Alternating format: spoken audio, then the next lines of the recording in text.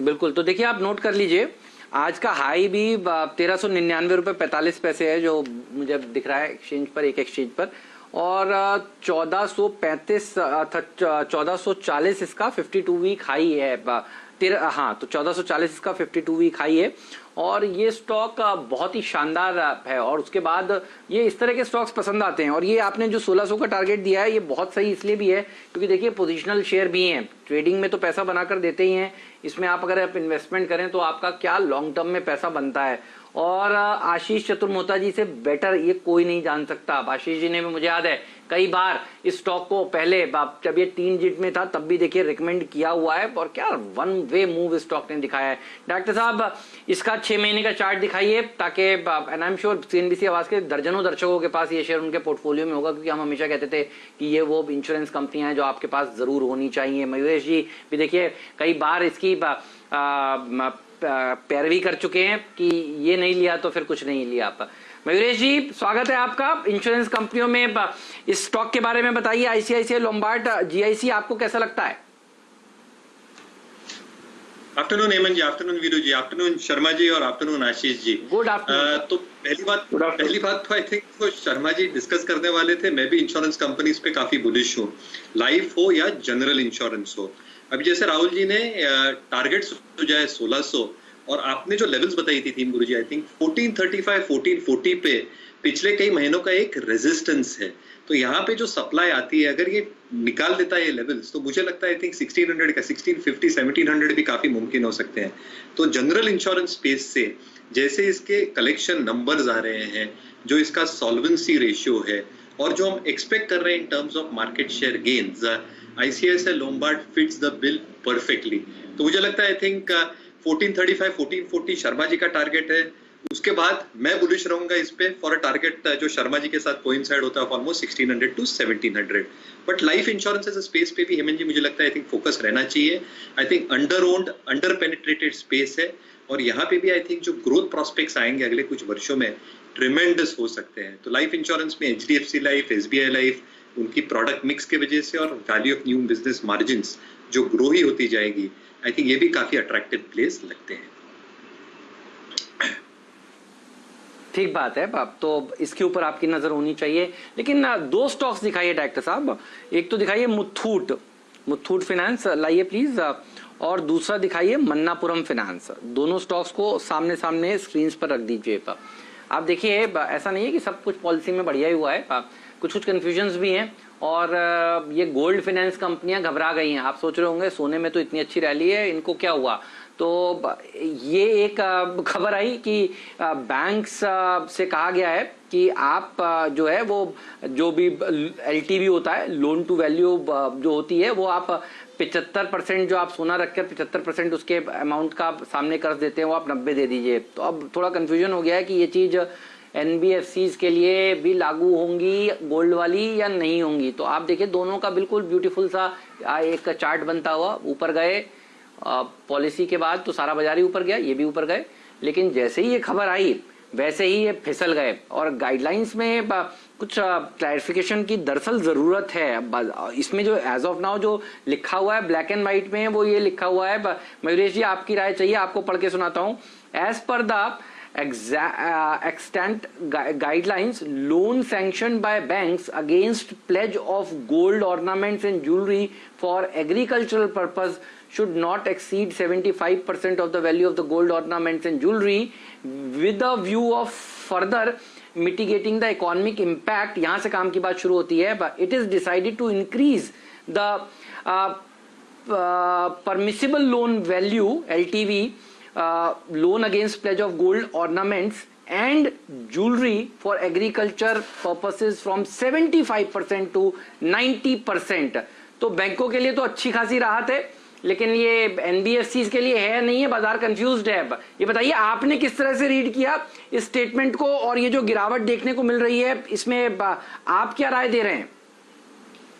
बिल्कुल Hemant ji, I think जैसे आपने कहा और जो मैं भी स्टेटमेंट पढ़ रहा था पॉलिसी के बाद, आई थिंक क्लैरिटी आना बहुत जरूरी है। बिकॉज प्राइमा फेसी जो इंटरप्रिटेशन हो रहा है ये प्रोविजन और क्लॉज का जो आरबीआई ने डाला है, ऐसे लग रहा है कि सिर्फ बैंक्स और जो बैंक्स ने लेंडिंग दिए हैं गोल्ड ऑर्नामेंट्स के अगेंस्ट, इनको ही ये फायदा मिलेगा और शायद एनबीएफसीज को ये फायदा नहीं मिलेगा। इसलिए जो आप नेचुरल रिएक्शन शायद स्क्रीन पे देख रहे हैं गोल्ड फाइनेंसिंग स्टॉक्स के लिए, आई थिंक वाजिब है, क्योंकि इनके जो क्लोजेस्ट कॉम्पिटिटर्स होते हैं ये बैंक्स होते हैं, और अगर बैंक्स में ये राहत दी जाती है और इनको नहीं दी जाती तो कहीं ना कहीं इनकी बैलेंस शीट और स्ट्रेंथन होगी और लोन्स देने में इनको और ज्यादा आसानी हो सकती है टू देयर एग्जिस्टिंग। आप इस समय देख रहे हैं भारतीय बाजारों में एक्सपायरी के चलते देखने को मिल रहे हैं 11,150 से 11,200 के बीच एक्सपायरी हो सकती है। ये देखिए पोल था, और अब आप देखिए एक बार बैंक निफ्टी वॉल्टाइल होता हुआ ऊपरी स्तरों से थोड़ा सा करेक्ट होता हुआ आपको नीचे की तरफ आता हुआ दिख रहा है। सतत ब्लू स्टार के नंबर्स आते हुए आपको स्क्रीन पर नजर आएंगे। नतीजे कमजोरी आने थे, 626 करोड़ रुपए का इन्होंने देखिए मुनाफे से घाटे में आई है ये कंपनी, और जाहिर सी बात है लॉकडाउन के नंबर्स हैं तो सबके ऐसे ही रहेंगे। 77 करोड़ रुपए के मुनाफे के मुकाबले 20 करोड़ रुपए का कंपनी को घाटा हुआ है। कंपनी ने जब हमसे बात भी की थी पिछली बार तब उन्होंने इस तरह का हिंट भी हमें दिया था। आय भी देखिए घटी है, 626 करोड़ रुपए हो गई है, और काफी बड़ी कट है ये आय में। तो देखना होगा इनकी मैनेजमेंट की कमेंट्री क्या होती है। अब एफएनओ वाला स्टॉक तो है नहीं तो इसे शॉर्ट सेल कर सकते हैं, लेकिन ये वो स्टॉक है देखिए जो आप ऊपरी स्तरों से थोड़ा सा ढीला होता हुआ, जिन्होंने यहाँ पर तेजी की थी वो थोड़ा सा यहाँ से निकलते हुए आपको नजर आ रहे हैं। तो ये है वो स्टॉक जिसके ऊपर नजर होनी चाहिए, लेकिन लॉन्ग टर्म के लिए ये शेयर्स बहुत ही बढ़िया कंपनियां हैं, और ये इस क्वार्टर का नंबर है। आगे चलकर हम सब जानते हैं कि इनके नंबर्स तो देखिए सुधरेंगे ही। ब्लू स्टार लीडर है।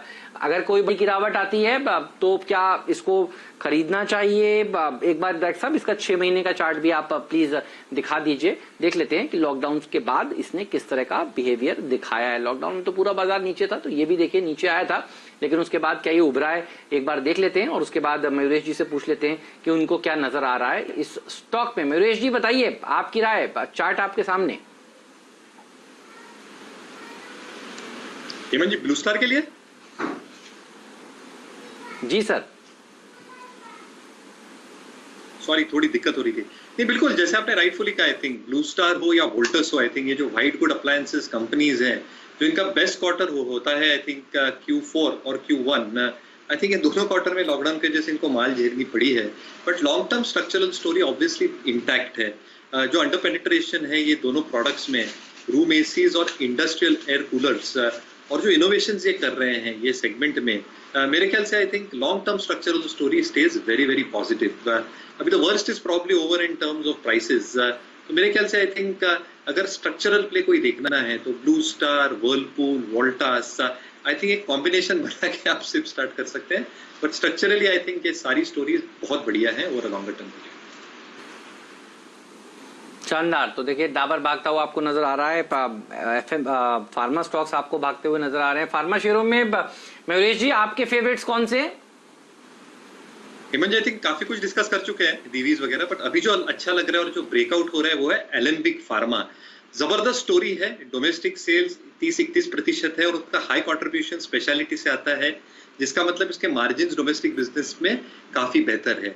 यूएस बिजनेस जो 40-45% कंट्रीब्यूट करता है ये भी स्पेशल प्रोडक्ट्स को केटर करता है, और इसकी जो एपीआई सेगमेंट है I think that is doing exceedingly well. Erythromycin करके एक जो एक एपीआई इंटरमीडिएरी है, इसके अगर आप प्राइसेस देखें और जो प्रोपेल कर रही है ग्रोथ, क्योंकि जितने फॉर्मुलेशंस में लगती है ये दवा लगती है, मुझे लगता है आई थिंक एलेम्बिक फार्मा एक बहुत चुनिंदा विकल्प हो सकता है फार्मा स्पेस से इवन फ्रॉम दीस लेवल्स। ये बात आपने बिल्कुल सही कही, एक्सपेंसिव और एक्सपेंसिव हो जाएगा, और वही देखिए हो रहा है इस समय। अब टाटा का कंज्यूमर, आज सुबह हम लोग 10 बजे वाले शो में भी बात कर रहे थे, सुबह भी देखिए इसकी बात हुई थी।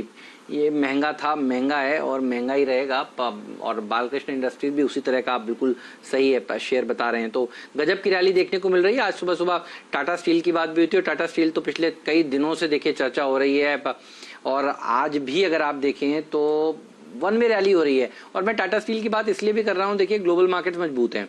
अब ग्लोबल मार्केट्स कल सुबह सुबह हम आएंगे तो हम लोग कहेंगे अमेरिका के बाजार देखिए अब 5वें दिन भाग गए, और S&P 500 और करीब आ गया, ऑल टाइम हाईस के करीब। देखिए ये सुबह मौका था खरीदने का, और आज सुबह सुबह भी हमने कहा था टाटा स्टील में कोई टेंशन नहीं है, डाउ फ्यूचर्स को देखते रहिए, इसको ट्रेड करते रहिए। और देखिए अगर आपने लिया ये स्टॉक तो इस समय दिन के हाईस पर है, डाउ फ्यूचर्स अभी भी पॉजिटिव साइड पर तो कारोबार कर ही रहा है। टाटा स्टील ये जिस हिसाब से हर रोज देखिए, और एक हफ्ते का चार्ट दिखाइए डायरेक्टर साहब इसका, तो सबको समझ में आएगा हम लोग बात क्या कर रहे हैं। क्या गजब की रैली ये स्टॉक में देखने को मिल रही है। मयूरेश जी कहां तक जाएगा ये स्टॉक का, और ये FIIs का, फंड्स का फेवरेट स्टॉक पहले भी रह चुका है। और एक साइड देखिए इसमें अब बाइंग देखने को मिल रही है, जब से समझ में आ रहा है कि घरेलू बाजार में कंपनियों ने दाम जो है वो बढ़ाने शुरू कर दिए हैं। बिल्कुल। और जहां तक आई थिंक इनके सारे सब्सिडरीज का भी कंट्रीब्यूशन रहा है हेमंत जी, आई थिंक जो इनके एक्विजिशंस हैं भूषण स्टील को लेके, हाई ग्रेड स्टील प्रोड्यूस करेंगे, और जो डोमेस्टिक डिमांड है, मैं जिंदल साहब जो JSW स्टील के चेयरमैन है उनके स्टेटमेंट पढ़ रहा था 2 दिन पहले, और वो कह रहे हैं कि अगले 1 से 2 तिमाही में demand will come back fully and they will also be working at full utilization levels. तो जो प्रोस्पेक्ट लग रहा है स्टील कंपनीज के लिए बहुत अच्छा लग रहा है।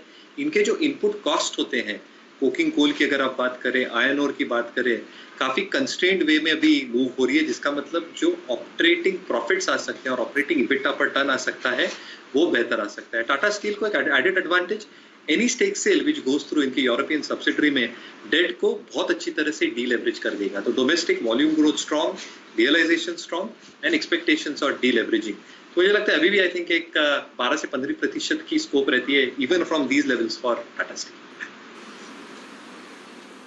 ठीक बात है। तो टाइटन बढ़िया स्टॉक है देखिए, और ये स्टॉक धीरे धीरे करके बढ़ता ही जा रहा है। और हम बात करते हैं रोज सोने और चांदी की, टाइटन की बात हो और सोने चांदी की बात नहीं हो। भाव तो दिखाइए डॉक्टर साहब, आज क्या भाव हो गया? अब रोज बढ़ता ही जा रहा है। वीरू, जिन लोगों के पास है वो इससे ज्यादा खुश नहीं हो सकते। लॉकडाउन में अगर कोई चीज, शेयर बाजार तो बढ़ा है, जो लोग शेयर बाजार में देखिए नहीं आ पाए वो गोल्ड को देखकर देखिए बहुत खुश हैं। और क्या रैली हुई है, अब चर्चा चल रहा है सोना क्या चांदी को, अब चांदी भी कैचअप करेगा। आज भी देखिए 500 रुपए बढ़ रहा है, रोज बिना नागे सोना बढ़ता ही जा रहा है। अच्छा, हमारे यानी अंतर्राष्ट्रीय बाजार में भी 2050 के भाव हो गए देखिए डॉलर टर्म्स में सोने के। क्या गजब की रैली देखने को मिली है। मयूरेश जी, आप तो इंटरनेशनल ब्रोकरेज हाउस को रिप्रेजेंट करते हैं भारत में, आपका आकलन क्या है? ये सोना जाके रुकेगा कहाँ? 55,600 का भाव सोने का और 75,000 करीब करीब चांदी हो गई। आप लोगों की राय क्या? आज देखिए 250 रुपए तो चांदी भी बढ़ गया। बिल्कुल। और दोनों I think Hemant ji, I think जो गोल्ड है और जो सिल्वर है, जो इंडस्ट्रियल कमोडिटी मानी जाती है, आई थिंक दोनों पे हमारा जो इंटरनेशनल रिसर्च यही कहता है कि आई थिंक सिर्फ चालू ही रखिए, बंद मत करिए। क्योंकि आई थिंक जो डॉलर में और डॉलर इंडेक्स में गिरावट दिख रही है, और जैसे आपने राइटफुली कहा, आई थिंक सारे एसेट क्लासेस एक मोमेंटम में चल रहे हैं। ये हेज करके भी बनता है और कहीं ना कहीं आई थिंक एक प्रोटेक्शन रिस्क भी देता है। तो सिर्फ बिल्कुल बरकरार रखे। आई थिंक 2000 का हमारा भी लक्ष्य है in terms of international prices, I think that's already been taken out. तो मेरे ख्याल से आई थिंक सिप करना दोनों कमोडिटीज में आई थिंक काफी अच्छा हो गया। We are very very bullish on precious metals. अच्छा, ये देखिए बात हुई आज जो शेयरों ने कमाल दिखाया है उसमें एलेम्बिक एक बार दोबारा ले आइए। थोड़ी देर पहले मयूरेश जी ने इसको थोड़ा सा हल्के हाथ से टच किया। मयूरेश जी गजब है, मतलब ऐसा मूव तो देखिए बढ़ता ही जा रहा है, चलता ही जा रहा है नॉन स्टॉप। एलेम्बिक का फार्मा एक बार डॉक्टर साहब दिखाइएगा, 8% ऊपर हो गया। ऐसा क्या हुआ? मतलब आप रिसर्च वगैरह करते बहुत बढ़िया हैं, ये तो हमें पता है, लेकिन क्या बड़ा मूव, 8.5% का मूव। अभी क्या करें जिन्होंने खरीदा है? सर बिल्कुल होल्ड करके रखना चाहिए। आपका टारगेट? टारगेट यहाँ से भी आई थिंक 10-15% ऊपर है। तो मुझे लगता है आई थिंक जो स्टोरी है वो बरकरार है, नंबर जबरदस्त है। मैनेजमेंट कमेंट्री पोस्ट रिजल्ट्स यही दर्शा रही थी कि rest of world, US business और इंडियन डोमेस्टिक फॉर्मुलेशन बिजनेस और एपीआई का कारोबार, ये चारों कारोबार are firing on all cylinders. Debt equity 0.4 times पे है और कैश फ्लो फॉर ऑपरेशंस बहुत तगड़े हैं। तो ये लगता है एलेम्बिक फार्मा, उसके साथ साथ अजंता फार्मा भी, क्योंकि उसके भी नतीजे तोड़फोड़ आए थे, और मुझे लगता है आई थिंक कि ये भी स्टॉक बहुत अच्छा प्रदर्शन कर सकता है।